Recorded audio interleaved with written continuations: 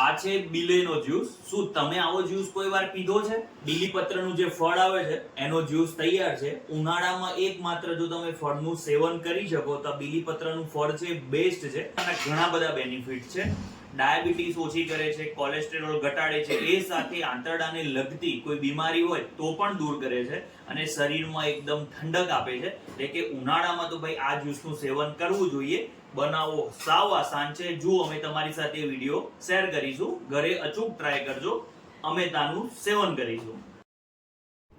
આજે તો ભાઈ બનાવશું બીલીના ફળનો, એટલે કે હિન્દીમાં એને બીલે કહેવાય, એનું શરબત. ઉપરથી એનું કવર છે ને એકદમ કઠણ હોય છે. આ રીતે એને તોડીને ઉપરનું પડ છૂટું પાડવું પડશે. અંદરનો એનો ઘર હોય છે એ થોડો સોફ્ટ હોય છે, પણ એટલો એ સોફ્ટ ના હોય કે આરામથી મસળાઈ જાય. આને થોડું બળ લગાવીને તમારે મસળવું પડશે. આ રીતે તમારે બધો જ ઘર એનો કાઢી લેવાનો છે. આના બેનિફિટ્સ જોઈએ ને તો ઘણા બધા છે કે ભાઈ ઉનાળામાં ફળ મળે તો એનું સેવન કરવું જોઈએ. ડાયાબિટીસ ઓછી કરે છે, બ્લડમાં રહેલું કોલેસ્ટેરોલ દૂર કરે છે. એ આજકાલની સમસ્યા છે કે હાર્ટ એટેક આવવા માટે બ્લડમાં રહેલું કોલેસ્ટેરોલ છે એ જ જવાબદાર છે.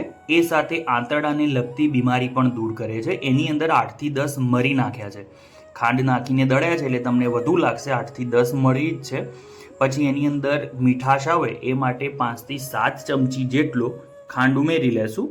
પછી આ રીતે મેશરની મદદથી એને મેશ કરતા રહેવાનું છે. આપણું જે પાણી છે ને એકદમ ઘાટું થવું જોઈએ. અને એ સાથે અમે મીઠું ઉમેર્યું.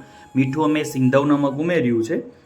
અને આ રીતે પછી ગરણીની મદદથી તમારે છે ને બીલેનો જ્યુસ ગાળી લેવાનો છે. તમે નીચે જુઓ, તમને એકદમ ઘાટ પ્રવાહી જોવા મળશે. આપણો આ બીલેનો જ્યુસ તૈયાર છે.